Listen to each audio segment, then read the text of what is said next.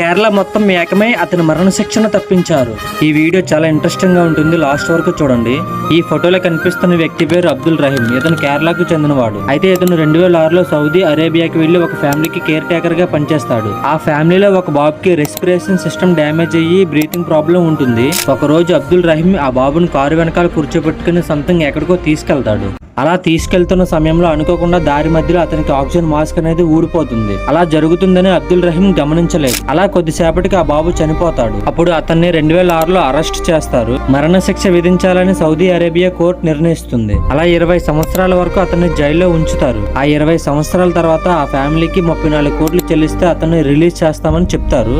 అతనిది poor family కావడంతో ఈ విషయం తెలిసిన కేరళ ప్రజలు మొత్తం కలిసి ఆ ఫ్యామిలీకి 34 కోట్లు ఇచ్చి అబ్దుల్ రహీం ని 2026 మేలో రిలీజ్ చేస్తారు. ఆ రోజు కేరళ మొత్తం కలిసి ఉండకపోతే అతను ఈ రోజు బ్రతికుండేవాడు కాదు. మీకు ఈ వీడియో నచ్చినట్లయితే లైక్ అండ్ సబ్స్క్రైబ్ చేయండి.